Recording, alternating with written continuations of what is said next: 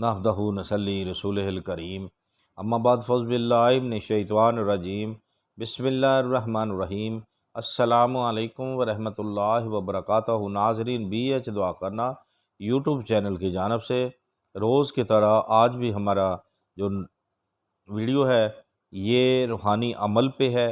तो आएँ, अगर आपने हमारे चैनल को सब्सक्राइब घंटी का बटन दबाकर लाइक व शेयर कर लिया तो आएँ हम आपको आज के रूहानी अमल की जानिब ले चलते हैं।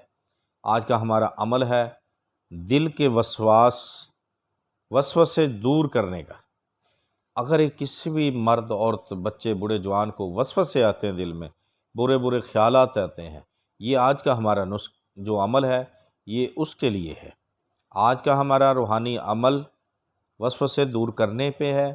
तो आएँ गौर से सुने, गौर से सुन लें। सुनेगा वही जो वीडियो को पूरा देखेगा, ठीक है। वीडियो को पूरा देखने से ही समझ आएगी। हम अपनी तरफ से पूरे यकीन कामल व ईमान से, यकीन से, तसल्ली से आपको बताते हैं ताकि आप फ़ायदा उठाएं। आगे आपकी मर्ज़ी होती है, अगर स्किप करेंगे, वीडियो को काट के देखेंगे तो नहीं समझ आएगी। तो चले आएँ अमल की जानिब चलते हैं। आपने क्या करना है, 5 वक्त नमाज़ पढ़नी। सबसे पहले मेन बात यही नहीं कि आज ही पढ़नी, अपने मकसद के लिए पढ़नी, ज़िंदगी में पढ़नी पूरी चाहिए, ताकि पूरी ज़िंदगी नमाज को नहीं छोड़ना चाहिए।